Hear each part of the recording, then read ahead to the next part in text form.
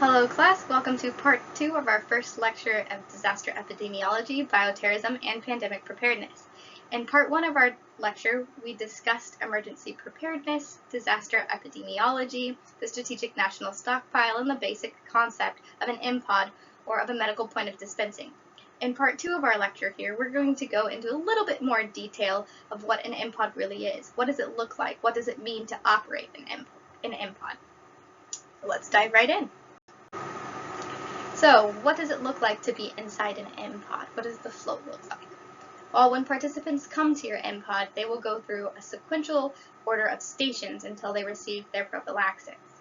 So when they arrive at your MPOD, they arrive at the intake or the greeter station. This is where they were given a medical screening questionnaire that they need to fill out, and this is where they're given any forms with information that they need to be able to make a decision of whether or not to receive the prophylaxis. This might be a vaccine information sheet, a clinic questionnaire, a privacy statement, contraindications and side effects that could be expected, anything like that that they need to make an informed decision. From there, they'll take the paperwork that they have filled out and they'll go to the screening station. This is where a screener will review the medical questionnaire and see if they're eligible to receive the prophylaxis that's being offered. So that means, do they have any contraindications? Can they take the medication? If so, which one? Do we have multiple vaccines or multiple types of medication, and what's appropriate? They will indicate that on the screening form, and then they will take that to the dispensing station, where the dispensers will read that and provide them with the correct medication or prophylaxis. From there, if it's a vaccine clinic, they'll usually go to an observation station. So during COVID, they were in observation for 15 or 30 minutes, depending on whatever they filled out on their screening form. And from there, they go to the exit station, and that's where the exit monitors will collect any paperwork that was filled out and ensure that they still have any of the information sheets that they need to keep. It's also where they'll provide a vaccine card if the vaccine was administered. Because it's part of an emergency response, staffing for an MPOD will follow a very specific structure, something called our incident command structure. And this is so that there is a chain of command where people that are working your MPOD know who to report to. They have specific jobs. They'll have job action sheets. It keeps everything organized because depending on your population that's being served, the size of the population that you need, the type of MPOD that you're running, your MPOD staffing could be quite extensive. During COVID, for these mass vaccination drive-thrus, for any one of my MPODs, I had between 80 and 100 people staffing. So these positions and this structure becomes extremely important. Just a quick overview here. Your MPOD manager is the person that is going to be calling the shots. So they are the person that is going to be handling any issues that come up during the clinic with logistics, with emergencies, anything like that. You'll also have security, because with allocated resources or limited resources, there might be issues if not everyone is eligible at one time, or just other security issues that arrive. People could not be happy that you're doing a vaccine clinic. We have a lot of vaccine hesitancy right now. A public information officer. So if the media shows up, you do not want everybody talking to the media. So you want one designated person, and that is the public information officer or the PIO. Medical evaluator. So if you have somebody and your screeners are not sure whether or not they can receive the medication, you have a medical evaluator, which is usually a physician on site that can make that final decision. You have safety or first aid. So if there's ever any emergencies, if there's somebody that's having an adverse reaction, you have first aid that's there. Or if you have another staff member that goes down or faints because of heat exhaustion, you just have your first aid person there as well. Then you have your different team leads. You have a customer service team lead, and they're going to oversee your greeters, which are the people we talked about that will be providing forms. You have line monitors, so these are people that help with the flow and that can spot the bottlenecks for you. And you have your exit monitors, the people that collect the forms. So all of these people, if there's any issues, they will go to the customer service team lead. That's it. They will not jump up to the MPOD manager. If there's anything above that, the team leads will take it up. Under the support team lead, you have an interpreter, so we make sure that anyone at your pod can understand the information that's being provided. So this can be somebody that, if they need sign language, or if they need something translated into a different language, you have interpreters that are there. Sometimes you have an educator, so if somebody needs additional information provided, if they have more questions, you have an educator there that can help provide that. You'll have a behavioral health or crisis counselor. So sometimes during these emergencies, things are stressful. So you have a behavioral health person that's there on site if that's to be needed. And then you have a runner. So this is, you don't want people leaving your stations during the MPOD. So you have a runner, and their job is to run back and forth between different stations or wherever you needed to run supplies if that's needed. You have an inventory team lead. So their job is to keep an eye on the prophylaxis, so the vaccines. And under that, you could have an inventory specialist and a transportation driver. So if you need additional medication to be delivered during your clinic, you have your transportation driver there. Then you have your screening team lead, and they are responsible for your screeners. And you have a dispensing team lead, and they're responsible for your dispensers. So again, everyone under the team leads only goes to their team lead with any questions or concerns. And then from that, the team leads are the only ones that can take things up to the MPOD manager. And that is just to manage the flow of information, to keep things organized, and to just keep your clinic running smoothly. So we talked about how an MPOD operates, and that's great, but now how do you plan one? So when you're planning one, there's lots of things that need to be taken into consideration here. And again, this is going to be just a very big, brief overview because we are going to go into all of these planning considerations in future lectures. But you need to think about the population that's being served. Who is coming here? Do they have access to a car? Are they going to be able to get through? And that also plays into your location selection. If they don't have a car, you need to make sure you're near a bus stop so that people that can get there. And then when you have your layout, you need to also make sure that you have, you're able to accommodate people that don't have a car and that show up and that need to walk through. Safety concern. You need to make sure that you have a separate location for walkthroughs because you don't want cars and pedestrians mixing. That is never a good sign. You also need to pick a location where traffic is not going to be affected on the street. And you need to think about how many people are going to be coming to your pod. And you need to design how many lanes you're going to have, and that affects the staffing that you're going to have. You need to make sure that you have the resources. So how many tents are you going to need? How are things going to get there? Do you have a trailer that can pull these? Do you have chairs? Do you have all of the things that you're going to need? Then you need to make sure that things are accessible. And accessible to, one, emergency vehicles. So if there is an emergency vehicle, you already have traffic that are blocking things, but you need to make sure that you have a separate lane so that emergency vehicles can get in and out. Or a tow truck. If somebody's car stalls or dies, you don't want that to back up the lane, so you do need to have an emergency access lane. But also with accessibility, you need to make sure that it's accessible to everyone. So people might come with different intellectual differences, or they might not be able to sit through an entire traffic. Sometimes this can take a half an hour to get through, so you might need to have another accessibility lane or things that might take longer that can slow down the process. So you need to plan for all of that to make sure that this can serve the entire population. You need to plan for communication. So like in the drawing that you have here, this was at a high school. So the people that are working your greeters are not going to be able to talk to your dispensers.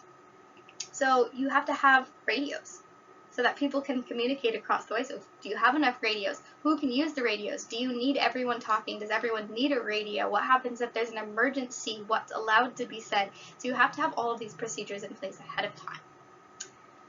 Staffing. So we talked about that could be 80 to 100 people. Where are you going to get that? And if this is something that is long-term, is it sustainable? How do you have sustainable staffing?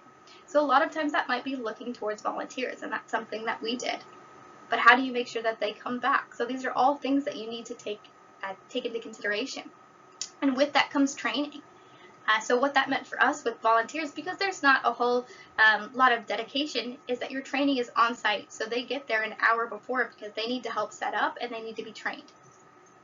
And then you need to think about throughput in your data collection. So we need to know how fast cars are coming through so that we know how many cars we can put through in a clinic that's 4 hours. If we need to be able to dispense something to an entire population with 48 hours, we need this data from past events to know how many of these we need to stand up so that we can reach the entire population in that time. How are you going to collect that? Are you going to have time written on every form? What if you're using technology, an iPad? You can't write it, but how are you going to get it on that form? Is it going to be something that you write on windshields? How do you communicate between these different stations? All things you need to think about. If you do an evaluation questionnaire, that is a really good way to also collect data on feedback on how to improve for the next time. How did they hear about your clinic? Would they come back? What's working? Why are they here? Why did they decide to get it? All things like that. And then you need to plan for emergencies and unexpected events, and that's something I touched on a little bit, and that's, you know, making sure that your emergency vehicles can get in or out, your tow trucks can get in and out. What if there's a car accident? All of those things need to be planned for, and you need to make sure that you have the staffing in place, that your layout is designed to accommodate that, and that you have equipment there that you can use to handle it if that's the case. Proper forms, to have jumper cables, all things like that. So again, the purpose of these MPODs is to get as many people through as quickly as possible, to just distribute the prophylaxis to mass numbers of people. So bottlenecks become very important. So for the purpose of MPODs, bottlenecks are design flaws or circumstances that arise that impede the flow of traffic through the MPOD. So there's many ways that you can prevent this, and this could be the number of lanes and the design. So that's something when you're selecting your sites you need to think about. Did you select a site that is big enough to accommodate lanes? We don't want to have them merging, right? We want to maximize the lanes, but we don't want to have them come to a bottleneck where they all come together, because that will slow it down. So if you have 2 dispensing lanes, are there enough exits? Are there enough entrances that we want to minimize the number of times that cars merge? And so sometimes it is inevitable, but you need to then make sure you have traffic control staff that's there to be able to help direct your traffic and keep that flow going. Something else that's helpful is to have law enforcement approve the site design. So law enforcement does events all the time. They're used to traffic flow. So they're there. Sometimes they can even be on site to help direct traffic. You also want to do a walkthrough in advance. Because when I'm designing a site, the first thing I do is I go on Google Maps and I just take an aerial view and I draw it out. But it looks a lot different when I take that plan that I had and walk it through. So I need to walk it through, look at the actual space that's there, how much room do cars have to turn, is this going to work, because there's always something that's different. And that's a great opportunity to bring law enforcement with you, because they'll catch things that you won't. In addition to design considerations to prevent bottlenecking, another way to do that is looking at your staffing. So you need to make sure that you have the necessary positions. You want to have enough traffic control that can be there at every turn or merge, or at just tight spots where they can direct cars that might get confused or lost along the way. You do not want cars making decisions on where to go on their own. That can be dangerous, and it can cause things to slow down and cause bottlenecks. You also want runners, because that, again, you don't want your staff leaving their positions and slowing things down. So your runners are key so that they can be the only ones that are doing that and keeping the process moving. Interpreters. If you have somebody there that speaks a different language, it's going to take a long time to get them through. They need to be able to understand what's coming, but if you don't have somebody that can speak the language and people are trying to figure it out, that takes a long time. But if you have interpreters on site or access to a language line, that will help keep things moving as well. Another strategy that we used during COVID was to bring on another position of dispensing assistants. We learned that it was taking dispensers or our nurses a long time to dispense. That's where our bottleneck was, because it was taking them time to draw up the vaccine and then to dispense it. So through trial and error, we found that dispensing assistants, to have people next to them that could draw up for them and have the vaccine ready to go, and then another dispensing assistant that could fill out the paperwork to mark what arm they received the vaccine in, what vaccine they got, what lot number, would really help speed things up. So it wasn't all on one person. We had multiple stops along the way, and it was also multiple checks to make sure that they were receiving the right medication, that they got it in the arm they were saying, but that also just kept accuracy, but also just kept the process moving. Again, having staffing at entrance, exits, turns, or locations where lanes merge. And again, involving law enforcement. Another method for bottleneck prevention is making sure you have the proper equipment. So this could be cones, signs, caution tape, lanes, and barriers. So this makes sure, again, that people are going in the correct direction and staying in the lanes. Additional strategies include dispensing strategies. So what do you do if you have different types of vaccine? Is it faster to have different lanes for different vaccines, or to draw up and use color-coded things? What works? Technology. So if you're going paperless, And how are they going to communicate between staff? So making sure that you have the technology that you need. If the technology doesn't have batteries, if it's not charged, that's going to slow down things as well. And having contingency plans in place ahead of time, because something will go wrong. So just making sure you have a process in place for when they do. So that's making sure your forms are ready in case somebody does get into a car accident, making sure you have a lane for a tow truck, things like that. And then lastly, making sure that you have appointment times, because that is something that can also help. So you don't want everybody to show up at the beginning. That's what will happen if you do not have appointment times. Everyone will show up at the start, and then they're stuck there for 2 hours. But having appointment times helps to space things out and keeps your flow moving regularly. So lastly, just as a recap, the difference between an MPOD and something like a flu clinic is that the purpose of an MPOD is to get as many people vaccinated as possible in a short period of time. The staffing organization is different, so an MPOD requires a large staff that follows the incident command or the ICS structure.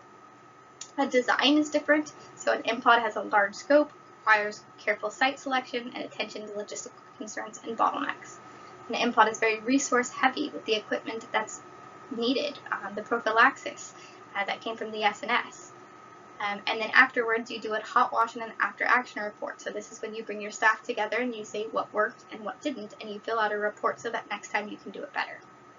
And then additional considerations, the security concerns, the staff recruitment, just-in-time training, design, and you might be dispensing medication that is not fully approved or it's under an emergency use authorization or an EUA. But that is what I have for today.